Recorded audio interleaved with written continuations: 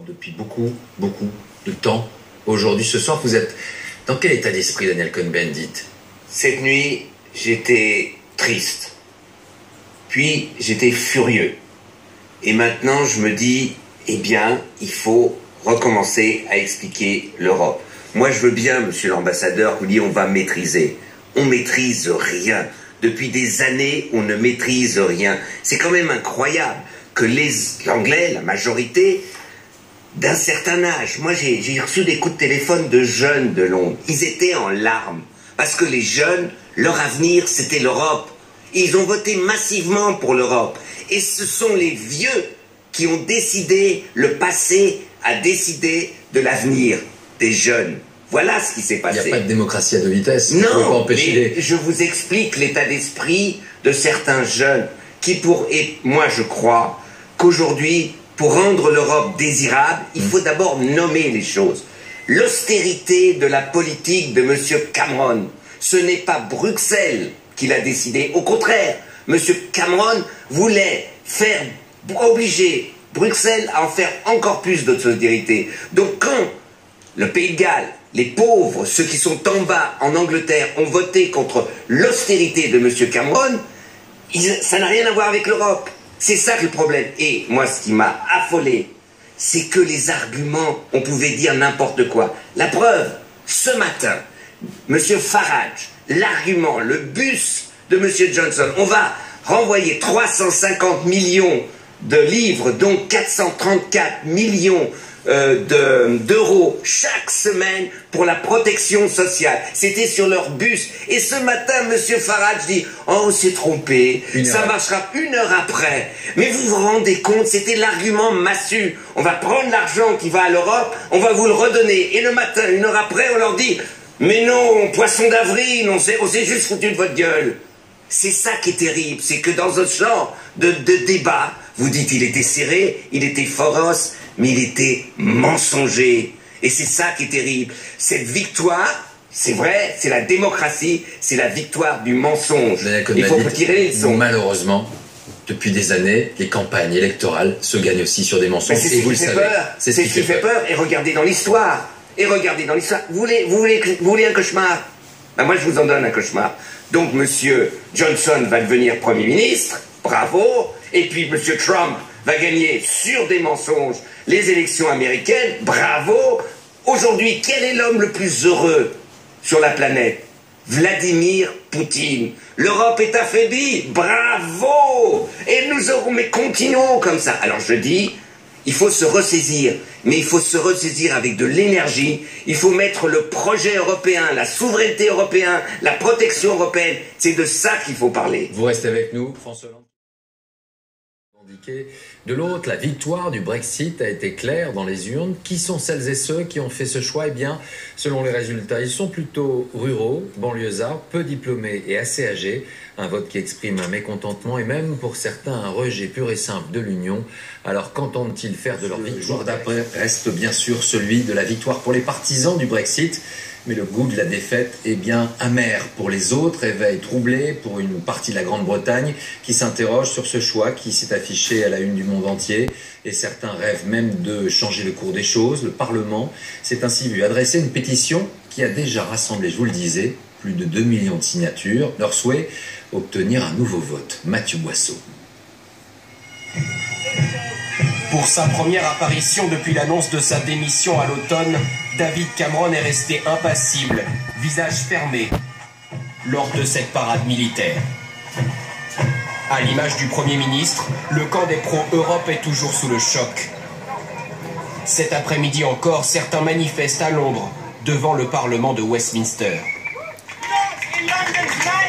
Pas au nom de Londres, scande-t-il, pour rappeler que la capitale a voté à près de 60% contre le Brexit. C'est juste horrible. Horrible, on a fait du Royaume-Uni la risée du monde entier. D'autres réclament même l'annulation des résultats et un second vote. Sur Internet, cette pétition lancée hier rassemble déjà près de 2 millions de personnes. C'est comme un deuil. Je crois que les gens ne savent pas pourquoi ils ont voté. Et que ce référendum a été bâti sur des mensonges. Et des mensonges, il y en a eu. Même l'un des chefs de file des pro-Brexit le reconnaît désormais. Pendant la campagne, son camp avait martelé jusque sur leur bus que les 350 millions de livres versés chaque semaine à l'Europe iraient au système de santé britannique. Une promesse intenable, selon le leader nationaliste, Nigel Farage. Les 350 millions de livres que nous envoyons chaque semaine à l'Union européenne seront-ils vraiment utilisés pour améliorer nos services sociaux ? Non, je ne peux pas le garantir et je ne ferai plus ce genre de déclaration. C'est une des erreurs de notre campagne. Des interrogations et des regrets, mais la presse britannique le rappelle, plus de 17 millions d'électeurs ont voté démocratiquement pour le Brexit. Incertitude. 48 heures après le résultat du référendum qui a apporté la victoire au Brexit, le temps semble parfois suspendu à Londres, du côté de la classe politique et dans le camp même des partisans de la sortie de l'Union. On peut clairement parler de flottement. Quel sera le calendrier de l'après-référendum? Question-réponse avec Mathieu Boisseau. 17 millions d'électeurs, 52% des voix. Jeudi soir, les partisans du Brexit fêtaient une victoire incontestable. Mais des urnes à son application, le chemin est encore long. Le référendum n'a pas de valeur juridique. C'est au gouvernement britannique d'enclencher le processus avec Bruxelles. Et c'est là que tout se complique. D'abord, qui pour incarner cette sortie de l'Union européenne? David Cameron, l'actuel Premier ministre? Impossible. Il l'a dit, il n'appliquera pas lui-même le Brexit et démissionnera à l'automne. Alors qui d'autre? Boris Johnson, l'ancien maire de Londres? Il est l'un des leaders des pro-Brexit, mais détesté et minoritaire dans son propre parti des conservateurs. Il y aura un candidat du tout sauf Boris Johnson. Peut-être Theresa May, la secrétaire d'État à l'intérieur, ou un député plus jeune. Autre obstacle au Brexit, la décision peut-elle être prise contre le Parlement? 75% des députés ont voté pour rester dans l'Europe, alors comment pourrait-il en négocier un plan de sortie? De nouvelles élections législatives semblent inévitables.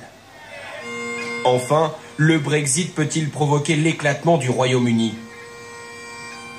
Tous les regards sont tournés vers l'Écosse. À 62%, le pays a voté contre la sortie de l'Europe. Alors, par tous les moyens, sa première ministre tente de ne pas rompre avec Bruxelles. Menace d'un droit de veto, d'une action en justice ou d'un référendum sur l'indépendance vis-à-vis du Royaume-Uni. Nous savons que le Royaume-Uni entre dans une période de grande incertitude avec de lourdes pertes économiques liées au Brexit. Alors, l'indépendance est peut-être la meilleure solution pour la stabilité de l'Écosse. Quant à la pétition réclamant l'annulation du Brexit et la tenue d'un second vote, elle rassemble maintenant plus de 3 millions de signataires.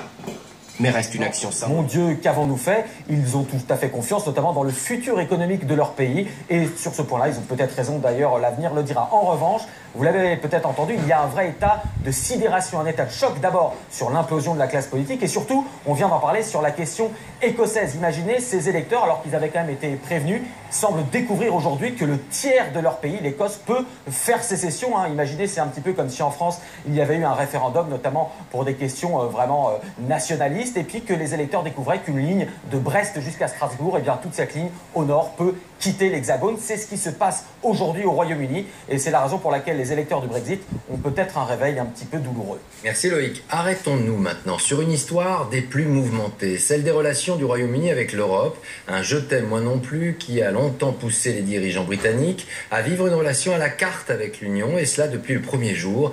C'est l'heure d'un rappel historique bien utile. Loïc Delamorne est justement avec Laura Calmus. Tout est là, résumé dans la dernière une du Sun hier. Un soleil radieux qui se lève sur une Grande-Bretagne enfin libre, et 3 mots en 3 langues, farewell, auf Wiedersehen, adieu, qui claquent pas vraiment comme un au revoir, mais plutôt comme un bras d'honneur. Au cours de ses 43 ans de mariage avec l'Europe, le Royaume-Uni a toujours soufflé le froid et le chaud. Même avant les noces, Winston Churchill dit un jour « I love you ». We cannot aim at anything less than the union of Europe as a whole. Et un autre, moi non plus. Comme cet épisode où il confie à De Gaulle « Entre l'Europe et le grand large, nous choisirons toujours le grand large. » Une phrase que le Français n'oubliera jamais, quand dans les années 60, à 2 reprises, le Royaume-Uni frappe à la porte de la jeune Europe. Et je me souviens, les journaux britanniques qui titre en gros, qui montre une caricature de Gaulle avec son nez, son képi, « The General say no ». Alors oui, De Gaulle disait non. Et il avait peur que les Anglais, et il avait raison, ne suivent pas les règles du marché commun à l'époque. Voilà. Le Royaume-Uni intègre finalement l'Europe en 1973. Mais dès les années suivantes, la jeune mariée est d'humeur changeante. Elle s'appelle Margaret Thatcher. La dame de fer, qui ne voyait dans l'Europe qu'un marché économique, passera ses mandats à décocher ses flèches sur son porte-monnaie. Sur sa défense. There are weak lots, some of them in Europe, you know. Weak, feeble. Ou sur l'organisation de l'Europe. He wanted the European Parliament to be the democratic body of the community. He wanted the Commission to be the executive, and he wanted the Council of Ministers to be the Senate. No, no, no. Oh. Non à l'espace Schengen, non à la monnaie unique. Comble de la défiance en 1990 avec cette une ordurière du Sun toujours, adressée à Jacques Delors et à son euro. Que ce soit sa presse populaire ou son parti conservateur eurosceptique depuis un demi-siècle, il n'est finalement pas surprenant que le royaume reprenne aujourd'hui le large, même si personne ne sait s'il sera grand.